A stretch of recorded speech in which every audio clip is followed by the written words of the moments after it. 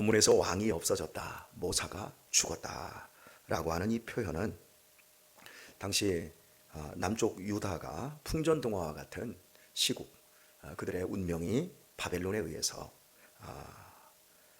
끝장이 날 수 있는 이런 환경, 바로 이제 이런 부분들 속에서 분명히 왕이 없어질 것이고 모사, 하나님의 지혜와 또 명철함을 전해주는 이런 사람들이 죽을 것이다 라는 그런 표현입니다. 이스라엘의 왕이나 이스라엘의 모사들은 하나님의 백성들에게 하나님의 말씀을 먹이는 목자와 같은 역할을 했습니다. 어제 비대면으로 여러분이 앞부분을 설교로 들으셨을 텐데요, 이스라엘의 영광과 이스라엘의 그 권능, 이전의 그 권능들은 다윗 왕 때 또 솔로몬에 이르기까지의 다윗 왕정 시대를 의미합니다. 군사력이 그들이 강하지 않았습니다. 경제력이 강하지 않았습니다. 그럼에도 불구하고 엄청난 부와 군사 강국이 될 수 있었던 이유는 그들이 하나님의 말씀대로 성실하게 성도들의 본이 되었기 때문에 그렇습니다. 이스라엘의 왕이나 또 왕과 함께 이스라엘을 함께 다스리는 장관이라든지 결정적으로 군대 장관, 이런 사람들은 철저하게 하나님 앞에 헌신되어야 합니다. 헌신되어질 때 다윗에게 복을 주시고 왕이 복을 받으면 또 그 시대의 군대 장관이 복을 받으면 모든 일반 백성들이 다 그 복 아래서 편안한 삶을 살아갈 수 있도록 하나님이 지켜주시고 이끌어주시고 보호해주시고 모든 것을 공급하여 주신다는 겁니다. 이게 이스라엘의 통치 철학이자 이스라엘의 살아가는 길이었습니다. 그러니까 왕과 왕의 주변에 있는 모사들은 최고로 신선한 풀을 먹이는 목자로서 일반 백성들을 좋은 양으로 보고 잘 먹였어야 했습니다. 그런데 그들이 엉뚱한 것을 먹이기 시작했어요.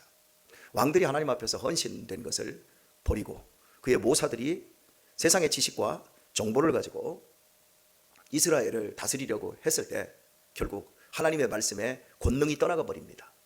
돈도 많이 벌었고 예전보다 훨씬 잘 먹고 또 잘 누리게 되었는데 결정적으로 하나님과 연합되어 하나님의 보호를 받아야 되는 이런 모든 것에서 허약해지기 시작했습니다. 그래서 다윗 왕 때 애굽에서 조공을 받았습니다. 다윗 왕국은 정말 어마어마하게 컸습니다. 그런데 솔로몬 왕 그 아들이 하나님의 말씀에서 떠나가 버립니다. 잠언이나 전도서를 살펴보면 솔로몬의 지식은 이론적인 지식이라는 부분을 많이 알게 되어집니다. 그리고 그 부분을 마지막 헛되고 헛되면 헛되고 헛되니 모든 것이 헛되다라고 하는 그 부분으로 갔을 때야 실제적으로 하나님의 말씀의 현실성이 얼마나 무섭고도 중요한 줄을 깨달았어요.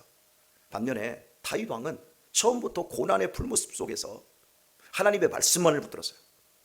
하나님의 말씀만을 붙들었을 때 하나님은 다윗이라는 나라, 다윗이 세운 헤브론에서 유다 지파의 한 왕이었던 다윗을 전체 이스라엘의 왕을 삼으시고 뿐만 아니라 세계의 그 주변의 국가들이 조공을 갖다 바치게 할 정도로 심지어 애굽이라는 대제국에서 조공을 바칠 정도의 어마어마한 위엄을 주십니다. 그런데 그 솔로몬이 아버지의 그 영광 뒤에서 산당의 제사를 지내고 그 뒤부터 하는 그 어떤 책략이라든지 정책을 보게 되어지면 혼인 정책을 통해서 세상 나라의 왕들과 똑같은 정책을 펴기 시작합니다. 1000명의 여자를 둡니다. 그 다 이게 정략 결혼이거든. 이러면서 모든 우상을 끌어오지요. 그때부터 나라가 약해지기 시작해요. 하나님이 화가 나셔서 네 나라를 내가 나눠버리겠다. 그런데 너희 아버지 다윗을 생각해서 너 때에는 나누지 않겠다. 대신에 네 아들 때에 나라가 나눠지게 될 것이다. 모든 출발은 솔로몬에게서, 타락은 솔로몬에게서 출발한 거예요.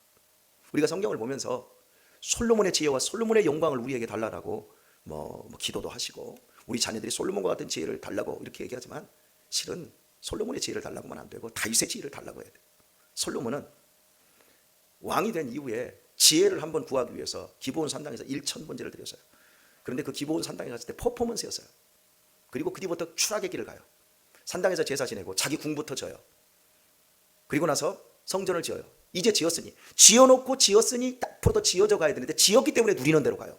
여러분, 누리는 대로 가면 큰일 나는 거예요. 교회 예배당 지어놓고 그때부터 누리는 대로, 성도가 많이 모여지고 성장하고 또 부흥했으니까 이제부터 누리는 대로 가면 절대 안 되는 거예요. 솔로몬은 성장해놓고 누리는 대로 간 거예요. 성전 지어놓고 누리는 대로 갔어요. 자기의 쾌락과 욕망을 하고 싶은 대로 다 누리는 대로 가자. 그의 아들은 더 누리는 대로 가버려요. 그리고 이제 그때부터 망하는 대로 가는 거예요. 사랑하는 교회 여러분, 우리가 없을 때도 심령이 가난해야 됩니다. 그러나 있을 때도 심령이 가난할 수 있기를 축복합니다. 그게 진짜 축복이기 때문에 그래요. 우리가 억울하고 원통할 때도 애통해야 합니다. 그러나 우리의 인생이 평안할 때도 하나님을 더 사랑하지 못하는 것 때문에 우리 마음속에 애통이 있어야 합니다.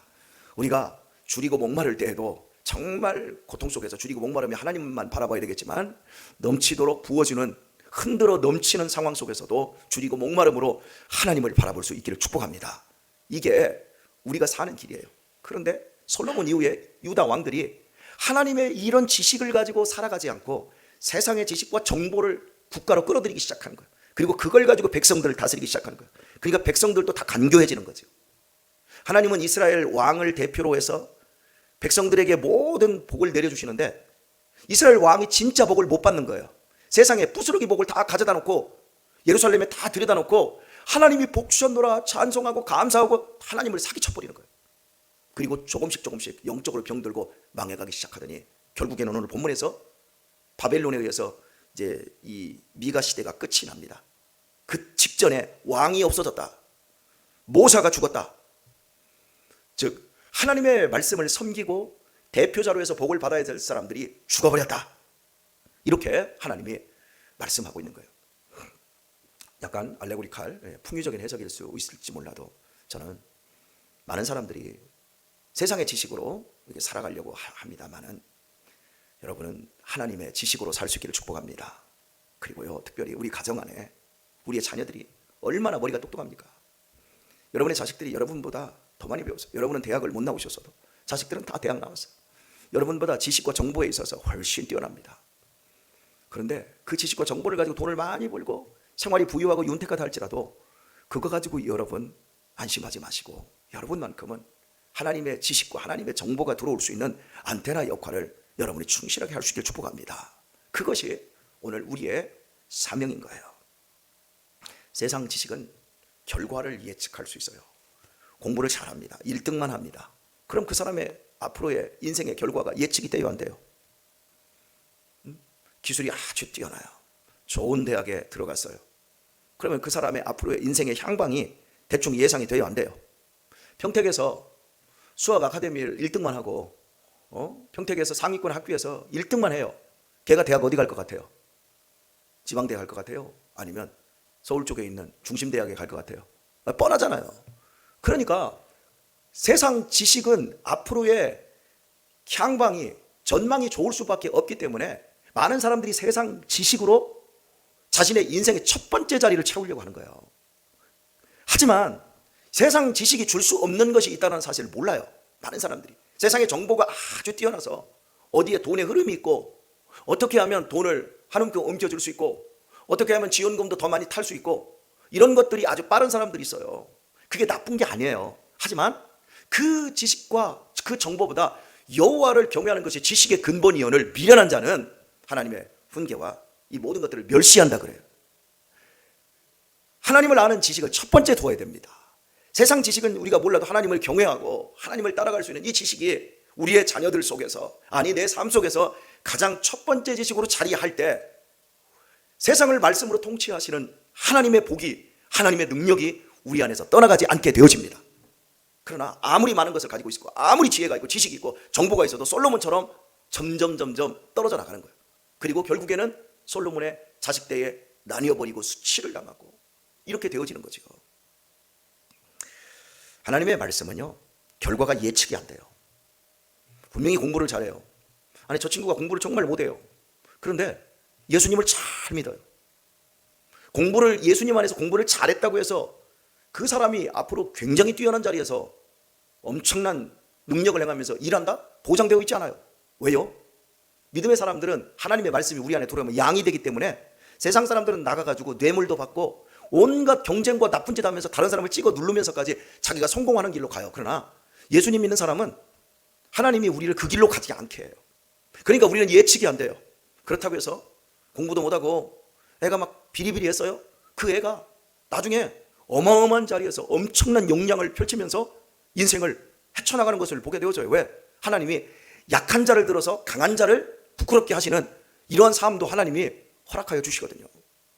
참 이런 것들을 우리가 바라볼 때 믿음은 예측이 안 되고, 믿음은 우리가 믿음 안에서 하나님의 말씀을 붙들 때 예측을 할 필요가 없이 그냥 순종하며 살다 보면 마지막 인생의 끝자락의 결과가 성장과 성숙과 성화와 복된 삶의 자리에 있다라는 그 사실을 깨닫는 자리에 확실하게 있게 되어집니다. 이거 외에는 확실한 게 없어요. 우리는 예를 들어서 육군사관학교에 들어갑니다. 그럼 이 사람을 육군사관학교에 들어갈 때 왜 들어갈까요? 별달러 들어가려고 하는 거죠. 그지? 별다는 길에, 장군이 되는 길에 육군사관학교만큼 좋은 게 없다. 이 근처에 계신 목사님의 아들이 해군사관학교에 들어갔어요. 막 잘 들어갔다 그랬어요. 그런데 2학년 딱 돼가지고 중퇴해버렸어요. 그만둬버렸어요. 그리고 나서 그냥 일반 대학으로 다시 시험을 봐서 들어갔어요. 해군사관학교에 들어가서 어려서부터 차력과 공부 엄청 잘해야죠. 들어갔는데 세상 사람들은 참고 견뎌요. 근데 얘는 견딜 수가 없는 거예요. 너 왜 나왔냐? 근데 얘가 뚝심도 있고 운동도 잘하고 결코 뒤처지는 애가 아니에요. 그런데 들어갔다가 나오니까 주변의 사람들이 막 다 말리지요. 왜 그랬냐? 이유는 딱 한 가지예요. 내 길이 아닌 것 같아. 그래서 자기의 길을 가기 위해서, 자기의 길을 찾기 위해서 나온 거예요. 그게 아버지의 고집이지. 엄마가 원하는 것이었지. 집안에 장군 출신이 있으니까 그쪽으로 가면 좋지. 그런데 얘 마음속에서는 하나님이 또 다르게 인도하는 그 내면의 소명이 또 있는 거예요. 이렇게 우리는 내 인생이 예측이 안 된다니까요. 우리가 어디에 있을지 몰라요. 이러다 보니까 교회 안에 돌아와서도 학생들이나 청년들이나 그 애들을 둔 그 부모님들의 착각이 뭐냐면 예측할 수 있는 그것을 더 힘쓰게 만들어요. 주일이면 의뢰이 시험 기간에는 교회 안 오고 학원에 가고. 왜? 그 예측할 수 있는 지식, 정보 놓치면 안 되거든요. 대학생이 되면 아주 자연스럽게 교회에 안 나오는 이런 풍토. 왜? 학교에서 너무 바쁘고 학교에 과제가 너무 많기 때문에 예배를 안 드려요. 그 성경을 보고 저에게 한 10여 년 배운 사람들이 왜 그런 부분들을 조절을 못하는지 그 이해가 안 돼요. 그렇게 해봤자 대학 딱 졸업하면 끝이라니까요. 여러분, 대학 교수들한테 아무리 잘 보여야 4년이에요. 물론 잘 보여서 학점 맞으면 그거 가지고 더 나중에 이점이 있을 수는 있겠습니다. 그런데 말입니다, 살고 죽게 하시는 분, 높이시기도 하시고 낮추시기도 하시는 그 하나님, 오늘 당장이라도 내 생명을 거둬갈 수 있는 하나님, 그 한 무시무시한 하나님이 나의 보호자가 되시고 내 인생을 이끄시는 생명의 주관자를 믿는 사람들이 뭐가 옳고 그른 것 정도는 우리가 알지 않나요? 저는 하나님에게 제일 잘 보이고 싶어요. 이 나라 대통령이 있어도 대통령에게 잘 보여야 뭐 하겠습니까? 다 죽을 텐데. 여러분은 어떠세요? 하나님에게 제일 잘 보이고 싶죠? 하나님은 잘 안 보이니까 목사에게만 잘 보이고 그냥 적당히 눈치 떼우고 이 신앙생활하는 종교생활이죠. 이게 아니라 우리 각자가 최선을 다해서 하나님의 말씀을 섬기고 하나님에게 잘 보일 수 있는 그런 성도가 되기를 소원합니다. 하나님은 우리의 뭘 봐요? 중심을 보세요. 하나님은 우리의 중심을 다 보시고 우리를 거기에 맞게끔 복 주시고 우리의 예측되지 않는 인생의 미래를 하나님은 이끌어 나가세요. 왕이 왜 없어요? 하나님이 우리의 왕이십니다. 모사가 왜 없어요? 성령님이 우리의 모사이십니다. 깨닫게 하시고 생각나게 하시고 이 모든 걸 성령님이 하시는 거예요. 우리 어제 이틀 동안 우리 수양관 얼마나 멋지게 활용했어요. 31명의 목사님 사모님들이 오시기로 하셨었는데 한 가정이 아침에 갑자기 사모님이 아프셔서 못 오셨어요. 그래서 29명이 오셨는데 그분들이 이런 표현을 쓰시더라고요. 내가 살아오는 평생의 날 동안 이런 대접을 받아본 적이 없다. 어떻게? 이렇게 편하게 먹고 쉬고 전혀 눈치 안 보고 왕처럼 이런 대접을 해주는 교회가 있고 또 이런 성도님들이 있을 수 있냐 이렇게 표현하더라고요. 그럼 제가 여러분에게 물어볼게요. 어떤 교회가 목사님들 이렇게 다 불러서 아무런 의도도 없고 아무런 의도가 없다는 표현이 제가 그분들 딱 부를 때 권 목사 동창회장 하고 싶어? 권 목사 총회 나가고 싶어? 이렇게 묻는 분들이 계세요. 그래서 제가 그날 저녁에 윷을 다 놓은 다음에 그분들한테 준 말씀이 이거였어요. 난 동창회장도 안 할 것이고 나는 총회에 무슨 내가 지지 기반을 하려고 여러분들을 초청한 게 아닙니다. 나는 여러분들에게 예수님이 얼마나 여러분들을 사랑하시는지 그걸 알려드리고 싶었습니다. 그리고요, 제가 만약에 이 일로 인하여서 우리 동창회 쪽이나 총회 쪽에서 임원을 한다 그러면 오늘의 이 자리는 내 정치적인 계산에 의해서 여러분들에게 밀어달라고 여러분에게 향응을 베푼 것밖에 안 됩니다. 순수하게 나는 당신들을 사랑하고 섬기기를 원합니다. 그리고 내 소원은 대통령이 되는 겁니다. 그까지 총회장, 동창회장 이런 거 안 하고 싶습니다.